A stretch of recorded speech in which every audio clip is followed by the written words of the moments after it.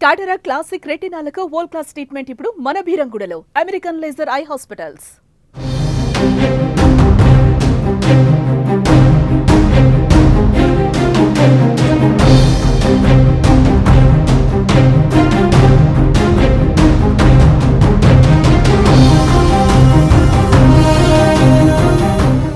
తమిళనాడులోని కరూర్లో జరిగినటువంటి తొక్కిసలాట టీవీకే పార్టీ అధినేత విజయ్ నిర్వహించినటువంటి మీట్ ద పీపుల్ పేరుతో నిర్వహించిన కార్నర్ మీటింగ్ అంటే రోడ్ షోలో దాదాపుగా 38 మంది చనిపోవడం జరిగింది. 50 మంది హాస్పిటల్లో చికిత్స పొందుతున్నారు. మృతుల సంఖ్య కూడా పెరిగే అవకాశం ఉంది. అయితే ఇప్పుడు తమిళనాడు రాజకీయాలు అనూహ్యంగా వేగంగా కదిలిపోతున్నాయి. వేగంగా పావులను కదుపుతున్నాయి అక్కడ రాజకీయ పార్టీలు. ఇప్పటికే డిఎంకే పార్టీ అధినేత తమిళనాడు ముఖ్యమంత్రి స్టాలిన్ వెంటనే ఇమీడియట్గా రెస్పాండ్ అయ్యారు. ఇన్సిడెంట్ జరిగిన వెంటనే ఆయన స్పందించారు.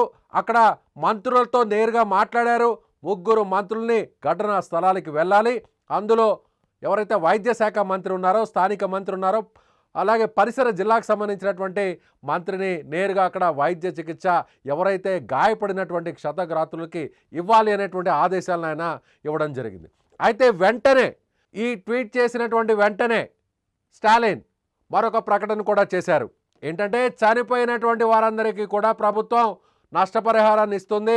ముఖ్యంగా ఎక్స్గ్రేషియా అంటే చనిపోయినటువంటి మృతుల కుటుంబాలకు 10 లక్షల రూపాయల ఆర్థిక సహాయాన్ని అందిస్తున్నట్టుగా ప్రకటించింది తమిళనాడు ప్రభుత్వం. ముఖ్యమంత్రి స్టాలిన్ వేగంగా ఈ ఇన్సిడెంట్ని, ఈ తొక్కిసలాట తమిళనాడు రాజకీయాలను మొత్తాన్ని మార్చేయబోతుంది. ఒకవేళ విజయ్ జరిపినటువంటి ఈ సభలో విజయ్ది తప్పు ఉంటే, విజయ్ని అరెస్టు చేస్తే అది ఎవరికి నష్టం కలిగించే అవకాశం ఉంది, అది ఎవరికి లబ్ధి చేకూర్చేటువంటి అవకాశం ఉంది అనేటువంటి లెక్కలు ప్రస్తుతం అక్కడ రాజకీయ విశ్లేషకులు వేస్తున్నారు. అట్ ది సేమ్ టైం ఘటన జరిగిన వెంటనే ఇమీడియట్గా అక్కడ అది ఏ పార్టీ సభ అయినా సరే, ఏ పార్టీ కార్యకర్తలైనా సరే, ఎవరి కోసం వచ్చినటువంటి అభిమానులైనా సరే, వారి కోసం తమ ప్రభుత్వం అండగా ఉంటుంది అంటూ స్టాలిన్ స్పందించారు. మెరుగైనటువంటి వైద్యాన్ని అందించాలన్నారు. అవసరమైతే వారందరినీ కూడా కార్పొరేట్ హాస్పిటల్లో వైద్యాన్ని కూడా అందించాలనేటువంటి సూచనలు కూడా ఆయన చేశారు. అదేవిధంగా 10 లక్షల రూపాయల నష్టపరిహారాన్ని మృతుల కుటుంబాలకు కూడా ఆయన అందించారు. ఇమీడియట్గా స్టాలిన్ అక్కడ జరిగినటువంటి ఘటనపై ఇమీడియట్గా రెస్పాండ్ అయితే ఇప్పుడు నష్ట నివారణ చర్యలు స్టార్ట్ చేశాడు టీవీకే పార్టీ అధినేత విజయ్. తన సభకు, తన రోడ్ షోకు వచ్చి చనిపోయినటువంటి వారు ఎవరైతే ఉన్నారో వారికి సంబంధించి ఆయన ఒక ట్వీట్ కూడా చేశారు. తమిళ్లో ఆయన ఒక ట్వీట్ చేయడం జరిగింది. తమిళ భాషలో ఆ ట్వీట్ చేశారు. ఆ ట్వీట్ని ఒకసారి మనం ఇంగ్లీష్లోకి అనువదిస్తే, my heart is shattered, I'm breathing in unbearable indescribable pain and sorrow that words cannot express. I extend my deepest condolences and sympathize to the families, my dear brothers and sisters who lost their lives in Karur. I pray for the swift recovery of those receiving treatment in the hospital. నా హృదయం ముక్కలైంది. ఈ ఘటన జరిగిన తర్వాత నాకు మాట్లాడడానికి, చెప్పడానికి పదాలు రావట్లేదు. ఇలాంటి ఘటన జరగడం అత్యంత దురదృష్టకరం. చనిపోయినటువంటి వారందరికీ కూడా నా సోదరులు, నా సోదరీమణులకు, వారి కుటుంబాలకి నా ప్రగాఢ సంతాపాన్ని తెలుపుతున్నాను. ఎవరైతే హాస్పిటల్లో చికిత్స పొందుతున్నారో వాళ్ళు వెంటనే కోలుకోవాలని కోరుకుంటున్నట్టుగా ఆయన ఒక ట్వీట్ చేశారు. ఎప్పుడైతే ముఖ్యమంత్రి స్టాలిన్ రెస్పాండ్ అయ్యారో, ఆయన ట్వీట్ చేశారో, ఆయన మంత్రుల్ని ఆదేశించారో, ఆ తర్వాత ప్రభుత్వం నుంచి ఒక ప్రకటన చేశారో, అప్పుడు ఈ ఘటనకు కారకుడైనటువంటి విజయ్ కాస్త ఆలస్యంగా స్పందించారు. స్పందించి ఆయన ట్వీట్ చేశారు. తమిళ భాషలో ఇద్దరు ట్వీట్ చేశారు. అయితే ఇప్పుడు నెక్స్ట్ ఏం జరగబోతుంది? చనిపోయినటువంటి వారి దానికి, ఈ కారణానికి, ఈ ఘటనకు కారకుడు ఎవరు అంటే ఇప్పుడు అన్ని వేళ్ళు విజయ్ వైపు చూపేలా రాజకీయాలు అక్కడ మారబోతున్నాయా? అన్నాడీఎంకే దీన్ని ఎలా తీసుకోబోతుంది? అన్నాడీఎంకే, టీవీకే పార్టీ రెండూ కలిసి రేపు ఎన్నికల్లో పోటీ చేస్తాయనేటువంటి ఒక భవిష్యత్తును భవిష్యత్ మార్గాన్ని అందరూ కూడా సూచిస్తున్నారు. భవిష్యత్తు రాజకీయాలను కూడా అందరూ చెప్పబోతున్నారు. ప్రస్తుతం అన్నాడీఎంకే బీజేపీతో కూటమిలో ఉన్నా ఒకవేళ ఎన్నికలు సమీపించే కొద్దీ టీవీకే పార్టీ గ్రాఫ్ పెరిగే కొద్దీ ఈ రెండు పార్టీలు కలుస్తాయనేటువంటి ఒక రాజకీయ జోస్యాన్ని అందరూ కూడా చెప్తున్నటువంటి పరిస్థితి. సో ఇప్పుడు అన్నాడీఎంకే దీని మీద ఎలా రెస్పాండ్ అవుతుంది? అన్నాడీఎంకే పార్టీకి సంబంధించినటువంటి అధినేతగా ఉన్న మాజీ సీఎం ఎడపల్లి పళనిస్వామి ఎలా స్పందిస్తారు?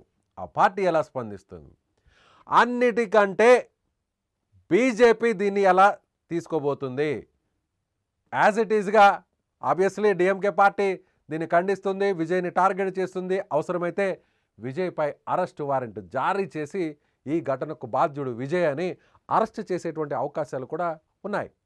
అయితే ఇప్పుడు అన్నాడీఎంకే దీన్ని ఎలా తీసుకోబోతుంది? బీజేపీ దీని మీద ఏ విధంగా వ్యూహాత్మకంగా ముందుకు వెళ్ళబోతుంది? ఇప్పటికే ప్రధానమంత్రి, బీజేపీకి సంబంధించినటువంటి అగ్రనాయకుడు ప్రధానమంత్రి నరేంద్ర మోదీ కూడా ట్వీట్ చేశారు. అమాయకుల ప్రాణాలు కోల్పోవడం చాలా బాధాకరం అన్నారు. ఆయన ఏం ట్వీట్ చేశారో ఒకసారి చూద్దాం. నరేంద్ర మోదీ ఘటన జరిగినటువంటి కొన్ని నిమిషాల వ్యవధిలోనే ఆయన ట్వీట్ చేశారు.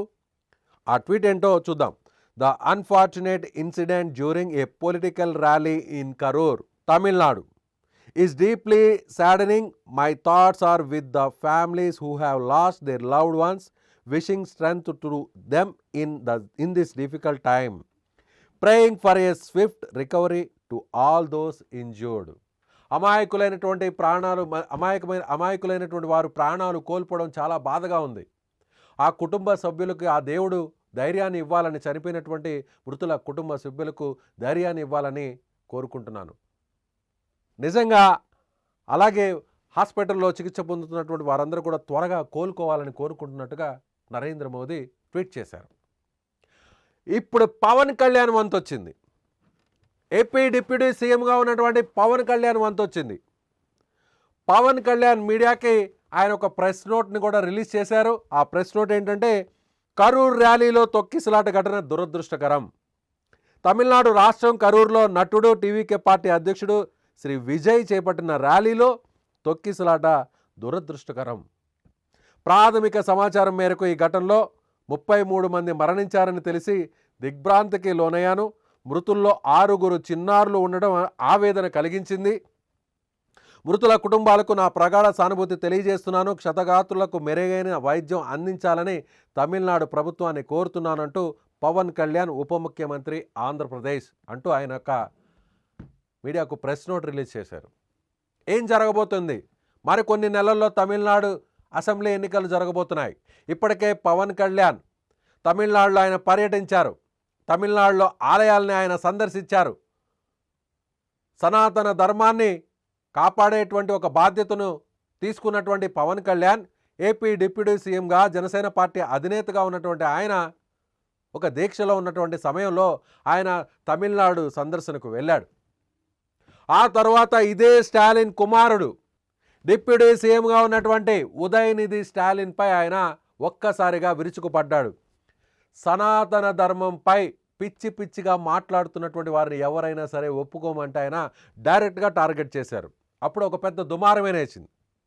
ఇప్పుడు ఆంధ్రప్రదేశ్ తరహాలో ఇక్కడ ఏపీలో అలాగే తెలుగు సినీ రంగంలో ఒక మాస్ క్రేజ్ కలిగినటువంటి పవర్ స్టార్ పవన్ కళ్యాణ్ ఏ విధంగా రాజకీయ పార్టీని పెట్టారో, ఏ విధంగా జనసేన పార్టీని పెట్టి 10 సంవత్సరాల తర్వాత ఇప్పుడు ఏపీ రాజకీయాలను శాసించి ఏపీలో కూటమి ప్రభుత్వం అధికారంలోకి రావడానికి కారకుడయ్యాడో, ఇదే తరహాలో పవన్ కళ్యాణ్ కూడా అనేక ర్యాలీలు నిర్వహించారు, అనేక సభలు కూడా నిర్వహించారు. అభిమానులు, కార్యకర్తలు పెద్ద ఎత్తున తరలి వచ్చారు. ఇప్పుడు ఏపీలో కీలకమైనటువంటి పాత్రను పోషిస్తూ డిప్యూటీ సీఎంగా ఉన్నారు ఇదే పవర్ స్టార్ పవన్ కళ్యాణ్. ఇలాంటి విజయ్కి ఎంత స్టార్ డమ్ ఉందో, విజయ్కి ఎంత ఫాలోయింగ్ ఉందో, విజయ్కి ఎంత అభిమానులు ఉన్నారు, ఎంతమంది అభిమానులు ఉన్నారో అలాంటి అభిమానులే ఇక్కడ కూడా పవన్ కళ్యాణ్కు ఉన్నారు. పవన్కు ఉన్నటువంటి క్రేజ్ లాగే తమిళనాడులో కూడా విజయ్కి అలాంటి క్రేజే ఉంది, అలాంటి ఫాలోయింగే ఉంది. ఇప్పుడు విజయ్ కూడా తమిళనాడులో పవన్ కళ్యాణ్ తరహాలో రాబోయే ఎన్నికల్లో కీలకమైనటువంటి పాత్రను పోషించి ముఖ్యమంత్రి అవుతారా, లేదంటే మెజారిటీ సీట్లు సాధించి అక్కడ హంగ్ ప్రభుత్వం ఏర్పడితే మరొక పార్టీతో అన్నాడీఎంకే పార్టీతో లేదా ఇతర పార్టీలతో చేతులు కలిపి ఇక్కడ పవన్ కళ్యాణ్ లాగే డిప్యూటీ సీఎం అవుతారా అనేటువంటి ఒక చర్చ జరుగుతోంది. చూద్దాం ఏం జరుగుతుందో. తమిళనాడు రాజకీయాల్లో ఇప్పుడు కరూరులో జరిగినటువంటి ఒక తొక్కిసలాట ఘటన తమిళనాడు రాజకీయాలను కుదిపేస్తుంది, తమిళనాడు రాజకీయాలను శాసించబోతుంది, యావత్ తమిళనాడు రాజకీయాల్లో ప్రకంపనలు సృష్టించబోతుంది. అది ఎంతవరకు వెళుతుందో వేచి చూద్దాం. ఈ ఘటన యావత్ తమిళనాడు పాలిటిక్స్ను తలకిందులు చేయబోతుంది. విజయ్ అరెస్ట్ అయితే ఏం జరుగుతుంది? విజయ్ అరెస్టు కానికుండా డిఎంకే ప్రభుత్వం విజయ్ని టార్గెట్ చేసి ఇంతమంది చనిపోవడానికి కారకుడైనటువంటి విజయ్ను టార్గెట్ చేస్తే అది విజయ్కు మైనస్ అవుతుందా?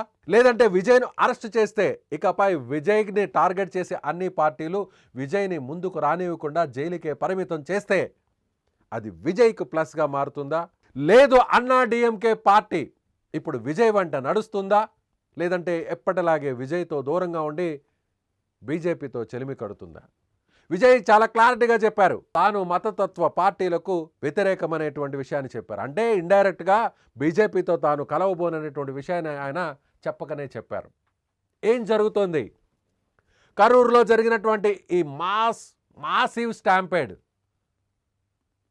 ప్రభుత్వాలను కదిలించబోతుందా, ప్రభుత్వాలను కూల్చబోతుందా, ప్రభుత్వాలని నిలబెట్టబోతుందా, ఏం జరగబోతుంది? మీ అభిప్రాయాన్ని కామెంట్ చేయండి. పవన్ కళ్యాణ్ వెంటనే స్పందించారు. పవన్ కళ్యాణ్ ఇప్పుడే బీజేపీ తరపున ఆయన మహారాష్ట్ర ఎన్నికల్లో ఆయన ప్రచారం నిర్వహించారు. అక్కడ బీజేపీ అధికారంలోకి వచ్చినటువంటి సంగతి మీకు తెలిసిందే.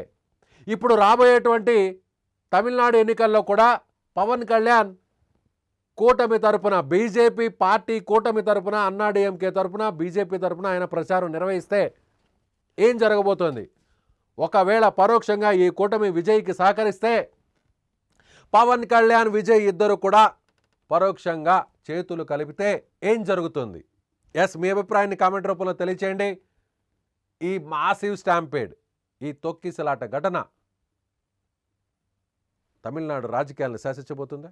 మీ అభిప్రాయాన్ని కామెంట్ చేయండి.